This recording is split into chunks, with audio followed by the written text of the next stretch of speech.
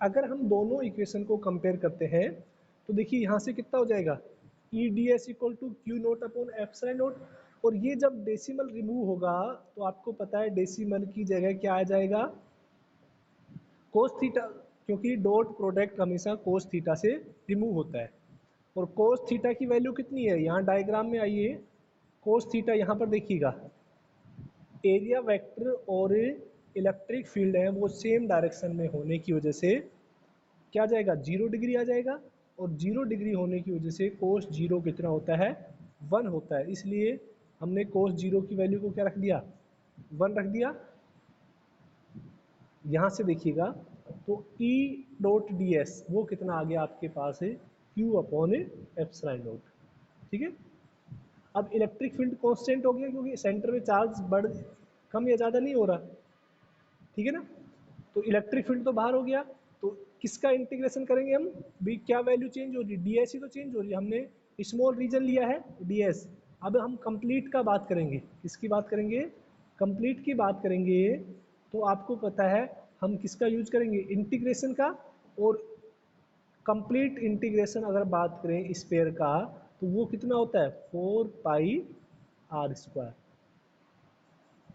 Complete integration करेंगे तो ds का कंप्लीट इंटीग्रेशन यानी टोटल एरिया ऑफ स्फीयर वो कितना हो जाएगा, 4 पाई r²। यानी यहाँ पर हम क्या रख लेंगे, ds की जगह 4 पाई r²।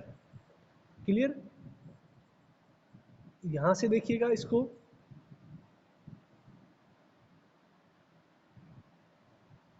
हमने इस वैल्यू को यहाँ से सब्स्टिट्यूट कर दिया और यहाँ पर हमने E1 की वैल्यू निकाल ली, यानी इलेक्ट्रिक फील्ड की वैल्यू निकाल दी जो आपके पास है।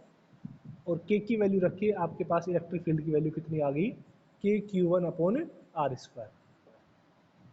अब देखिएगा अगर हम बात करें इलेक्ट्रिक फील्ड के फॉर्मूले से, E बराबर क्या होता है, F/Q।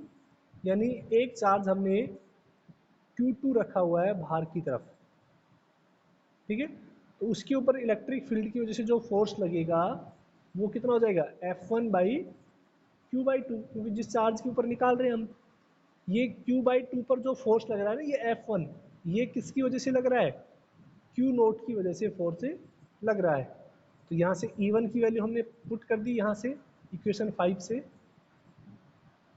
और जब इसको सोल्व किया हमने तो F जब हम निकालेंगे वो कितना आ जाएगा आपके पास, KQ1/Q2/r²। और ये क्या होता है, coulomb, sorry Gauss force, sorry coulomb force.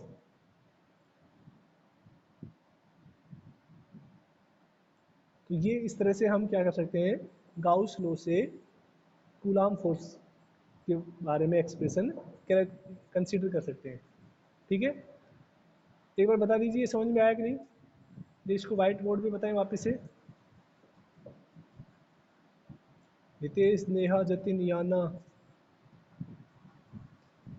ये मैथ वाले बच्चे तो पता नहीं कहाँ गायब रहते हैं, एक दो बच्चों को छोड़ के बाकी तो पता नहीं कहाँ गायब रहती है मैथ वाले तो।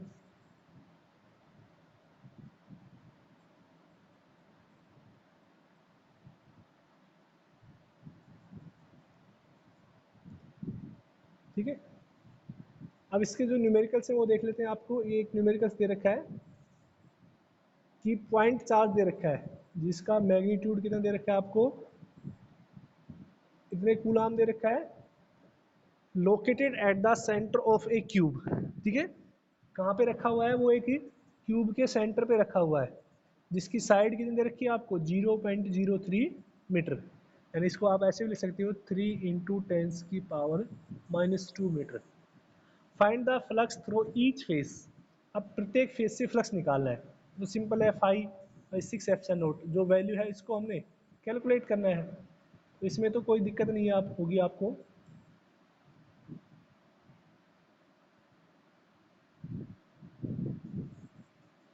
ये आ जाते हैं सबसे important application of Gauss law.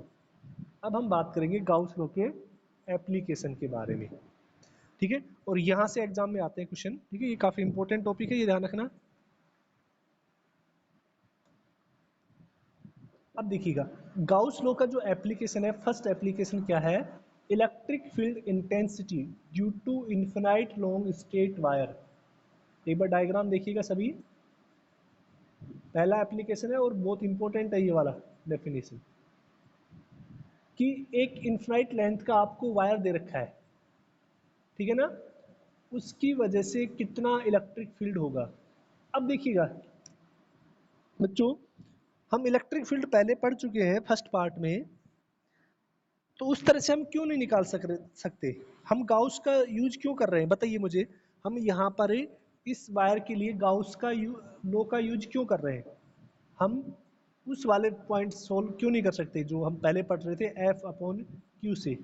Reason बताइए मुझे कि हमें क्यों जरूरत पड़ी यहाँ पर गाउस लॉ लगाने की इलेक्ट्रिक फील्ड फाइंड आउट करने के लिए, जबकि हमारे पास already electric field E equal to F upon Q से हम निकाल सकते हैं। जल्दी से बताइए।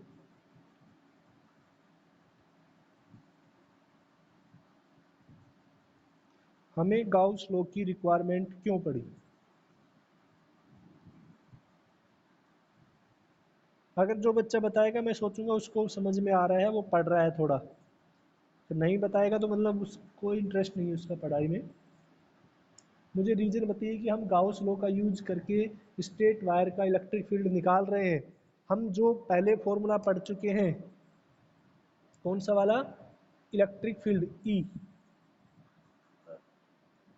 ये वाला E equal to F upon Q, इससे क्यों सोल्व नहीं कर सकती, जबकि ये भी तो इलेक्ट्रिक फील्ड ही बताता है।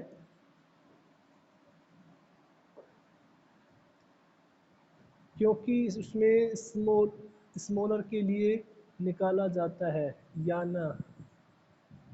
स्मॉलर का मतलब क्या हो गया यहाँ पर, प्रॉपर वर्ड बताइए मुझे, प्रॉपर आंसर। जतिन वगैरह, धीरज वगैरह, और भी बच्चे हैं, भी बोलिए जल्दी से।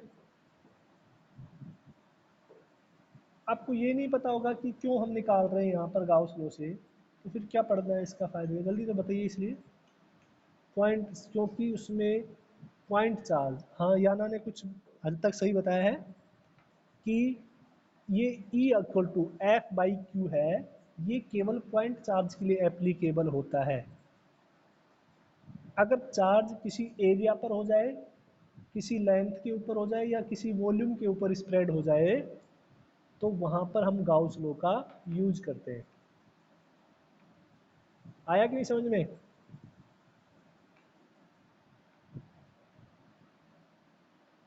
बताइए भाई,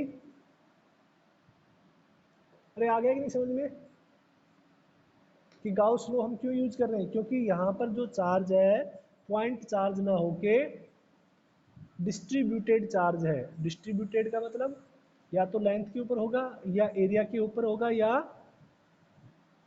वॉल्यूम के ऊपर होगा।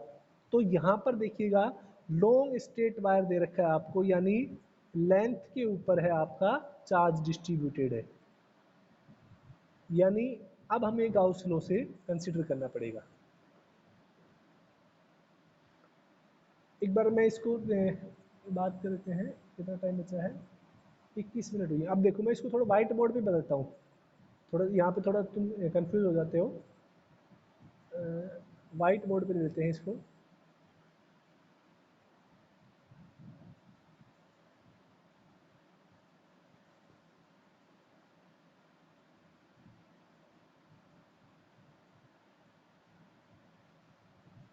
दिख रहा है सभी को वाइट बोर्ड। देखिएगा स्ट्रेट वायर, हम मान लेते हैं कि एक स्ट्रेट वायर है ये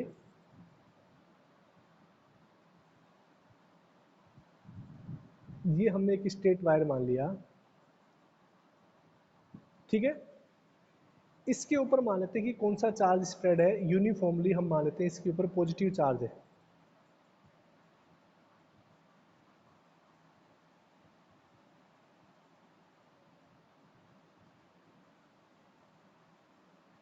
कैसा चार्ज है, पॉजिटिव चार्ज। और यहाँ से ही आपको पता लगेगा कि गाउसियन लॉ कैसे अप्लाई होता है, ठीक है। गाउस लॉ कैसे अप्लाई होता है, हम मान लेते हैं कि ये चार्ज है, इसकी लेंथ कितनी मान लेते हैं, एल मान लेते हैं, ठीक है ना।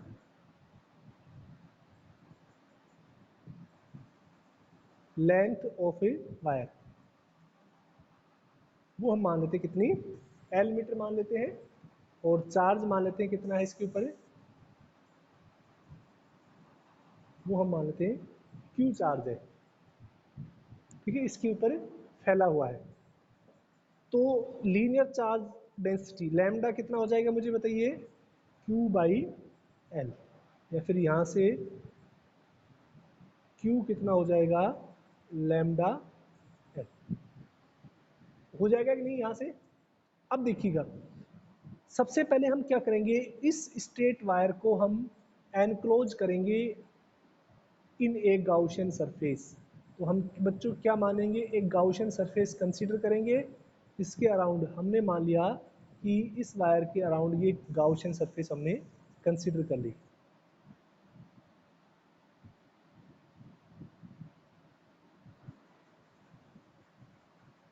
मैं थोड़ा सा ड्राइंग थोड़ी धीरे आएगी, ठीक है ना, ये गाउशियन सरफेस हमने कंसीडर कर ली इसके अराउंड।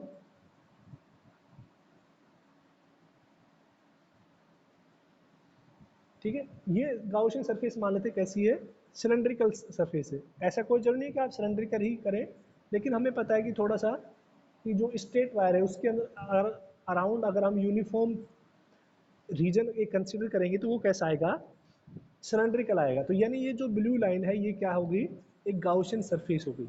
और बच्चों हम मान लेते हैं कि इससे जो इलेक्ट्रिक फील्ड लाइंस हैं, बताइए इलेक्ट्रिक फील्ड लाइंस पॉजिटिव की वजह से क्या होंगी, इलेक्ट्रिक फील्ड लाइंस इस तरह से होंगी, पॉजिटिव से अवे होती है ना, इस वायर की वजह से इलेक्ट्रिक फील्ड लाइंस कैसे होंगी, ऐसे हर डायरेक्शन में होंगी। क्लियर, ये इलेक्ट्रिक फील्ड लाइंस है, हमने इसकी वायर की ड्रॉ कर ली। अब देखिएगा, अब बात करें कि गाउस लॉ क्या कहता है, इस वायर से जो फ्लक्स है, इस वायर का जो फ्लक्स है फाई, वो गाउस लॉ के अकॉर्डिंग कितना होना चाहिए, भी फाई है वो कितना होता है, क्यू अपॉन एप्सिलॉन नोट, ठीक है। और इसके अलावा हमने एक फॉर्मूला और पढ़ा है कि फाई इक्वल टू कितना होता है, ई डॉट डी एस। ये हो गया आपके पास, यानी इन दोनों फॉर्मूले को अगर हम कंपेयर करें तो Q अपॉन एप्सिलॉन नोट वो किसके बराबर हो जाएगा, ई डॉट डी एस, या फिर इसी को मैं देखो थोड़ा शॉर्ट कर देता हूँ, मैं ऐसे लिख देता हूँ, ई D S cos theta. Clear. अब देखिएगा, इस सिलेंडर के अंदर हम इसको थोड़ा पार्ट में डिवाइड कर लेते हैं, अलग अलग रीजन में। कौन कौन से रीजन में, देखिएगा ये अपर पार्ट है, मान लेते हैं इसको, इसके अंदर कौन कौन से रीजन है, देखिए एक ये रीजन हो गए, सर्कुलर फेस हो गया ये। अगर हम इसको तीन इक्वल पार्ट्स में, टोटल सरफेस एरिया किसके बराबर हो जाएगा, दो तो इन सर्कुलर फेस का प्लस ये वाला जो रीजन है, ये वाला जो रीजन है ये कौन सा हो गया उसका, C S A, covered surface area, हो गया कि नहीं। अब मुझे बताइए आप, यहाँ पर हम पहले एरिया वेक्टर ड्रॉ कर रहे हैं, किसकी बात कर रहे हैं, एरिया वेक्टर। इस वाले फेस का जो एरिया वेक्टर है, इस वाले फेस का जो टॉप पर है, इस वाले फेस का एरिया वेक्टर बच्चों बताओ इधर होगा कि नहीं, इसका एरिया वेक्टर ऊपर की तरफ होगा, इस वाले रीजन का एरिया वेक्टर कहाँ होगा, डाउनवर्ड में होगा। और सी एस ए का एरिया वेक्टर है वो किधर होगा, इस डायरेक्शन में होगा। एक बार सभी बच्चे माइक ऑन करके मुझे जल्दी से बताएं यहाँ तक समझ में आया कि नहीं, जल्दी बताएं। तो ये जो है यहाँ पर, ये डी एस एरिया वेक्टर है, ये इस तीनों रीजन का मैं अलग अलग कर रहा हूँ, तीनों रीजन का मैं अलग अलग एरिया वेक्टर असाइन कर रहा हूँ मैं। ये हमने मान लिया फर्स्ट पार्ट है, ये हमने मान लिया सी एस से सेकेंड पार्ट है, और ये तीसरा पार्ट है, तीनों एरिया हमने मान लिया। तो यहाँ से देखिएगा, मैं इसको Q अपॉन एप्सिलॉन नोट को तीनों पार्ट्स का लिख देता हूँ मैं। पहला पार्ट्स का लिख लेता हूँ ई डी एस कोस थीटा। अब मुझे बताइए फर्स्ट पार्ट में कोस थीटा की वैल्यू कितनी आएगी, कोस थीटा किस किस का एंगल होता है, इलेक्ट्रिक फील्ड और एरिया वेक्टर के बीच का। जल्दी से बताइए मुझे, 10 मिनट बची है, मैं तो जल्दी करूँगा। एंगल बताइए जल्दी से कितना आएगा, इलेक्ट्रिक फील्ड और एरिया वेक्टर का, माइक ऑन करके बता दीजिए, मैसेज में टाइम टाइम लगेगा।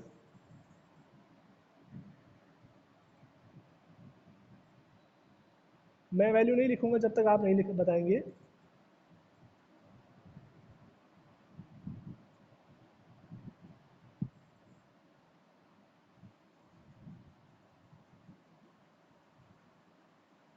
अरे देखो, जो फर्स्ट रीजन है उसका इलेक्ट्रिक फील्ड किधर है, इस डायरेक्शन में तो है इलेक्ट्रिक फील्ड, देखो सारे इलेक्ट्रिक फील्ड तो ऐसे ही है, और एरिया वेक्टर परपेंडिकुलर है, तो ये वाला एंगल कितना हो गया, 90 हो गया कि नहीं, 90 डिग्री। सेकंड की बात करें, एरिया वेक्टर और इलेक्ट्रिक फील्ड सेम डायरेक्शन में है, तो यहाँ पर 0 डिग्री हो गया कि नहीं। थर्ड रीजन की बात करें, इलेक्ट्रिक फील्ड इस डायरेक्शन में है और एरिया वेक्टर डाउनवर्ड में है, तो ये 90 डिग्री हो गया कि नहीं। अब देखिएगा, यानी Q अपॉन एप्सिलॉन नोट, ये हो गया कोस 90 तो 0 होता है, यानी आपके पास बचेगा ई डी एस, यही बचेगा ना, क्योंकि ये तो कितना हो गया, मैं यहाँ पे लिख देता हूँ इसको थोड़ा सा एक्सप्लेन करके, कि कोस 90 है वो कितना होता है 0। यहाँ तक समझ में आ गया होगा। अब मैं वापस से इसको क्लीन कर रहा हूँ, वो कर रहा हूँ, इसी में बता देता हूँ मैं यहाँ पे थोड़ा पार्टीशन करके इस वाले में, ठीक है ना। अब देखिएगा, यहाँ से हम लेते हैं इस वापस से, यानी अगर Q अपॉन एप्सिलॉन नोट, ये हो गया आपके E कांस्टेंट है, ds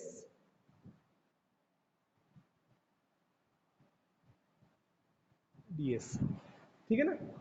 अब देखिएगा ds की बात करें हम, तो इस वाले रीजन का, यानी यही तो बचा है आपके पास, CSA, सिलेंडर का CSA कितना होता है बताइए, 2πr, और इस वायर की लेंथ कितनी मानी हमने, L मानी है। सिलेंडर का CSA कितना होता है, यही होता है ना, 2πrh, और h यानी इस वायर की लेंथ कितनी मानी हमारे पास, L है ऑलरेडी, और r रेडियस माने तो इसकी कितनी है, r है ये रेडियस है। तो यहां से देखिएगा कितना हो जाएगा, इस Q को हम क्या लिख सकते हैं, lambda L upon epsilon naught equal to E 2πrl। तो देखो L से तो L कैंसिल हो गया, इधर मैं नीचे की तरफ आ रहा हूँ वापस से, यहाँ पे लिखूंगा कितना हो गया, यहाँ पे इलेक्ट्रिक फील्ड E कितना आ जाएगा आपके पास से, देखिएगा lambda upon 2πr epsilon note, ये आपके पास क्या आ गया, इलेक्ट्रिक फील्ड। बच्चों आया आया समझ में, जल्दी से बताइए, इसका स्क्रीनशॉट ले लीजिए।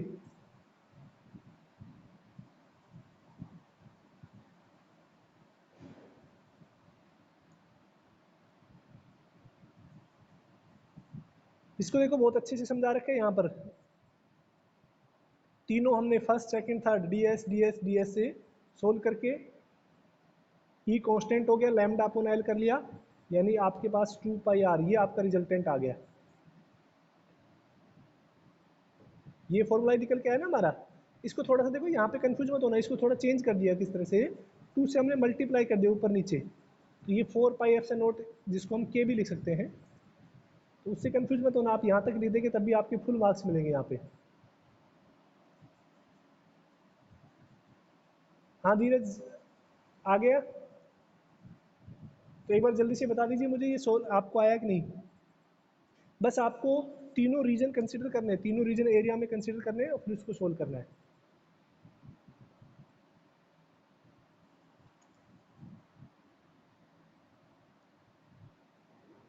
सर 2 से मल्टीप्लाई क्यों किया फिर, देखो मैं बताता हूँ, ऐसा कोई जरूरी नहीं कि आप मल्टीप्लाई करो, इसलिए किया है कि देखो ये फॉर्मूला को हम ऐसे लिख लेंगे थोड़ा सा, E इक्वल टू 2 से मल्टीप्लाई कर दिया ऊपर, तो नीचे भी 2 से मल्टीप्लाई कर देंगे, ऑलरेडी आपके पास क्या है 2π एप्सिलॉन नोट r है, तो यहाँ पे देखो कितना हो गया, E equal to 2 lambda upon 4π epsilon naught r, और 1 अपॉन 4π एप्सिलॉन नोट r को क्या बोलते हैं, k, तो आप इसको थोड़ा ऐसे भी लिख सकते हैं 2k लैम्डा अपॉन r, तो एक ही बात है, नहीं भी लिखोगे तो उसने मतलब थोड़ा सोल्व करने के लिए लिख दिया, इसलिए ऐसा कुछ नहीं है कि नहीं नहीं लिखोगे तो आपका गलत हो जाएगा, ऐसा कुछ नहीं है, ठीक है।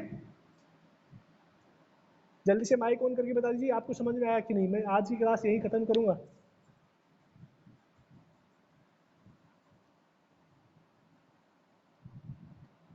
चलो ठीक है, चलो ठीक है, तो ख़त्म करते हैं आज की क्लास को यहीं पे। आज के लिए इतना ही। बहुत इंपॉर्टेंट डेरिवेशन है, इसको याद रखना है, आपको सोल्व करना है। एक दो बार लिख के सोल्व करोगे तभी याद होगी ये। कल हम इसके और एप्लीकेशन पढ़ेंगे, ठीक है ना। इसके एक बार तुम खुद भी पढ़ना, जो आगे के है ना, नहीं आगे वाले एप्लीकेशन है, सीट की वजह से, चार्ज सीट की वजह से, स्पेयर की वजह से, उनके बारे में बात करेंगे हम। ठीक है, आज के लिए इतना ही। Thank you.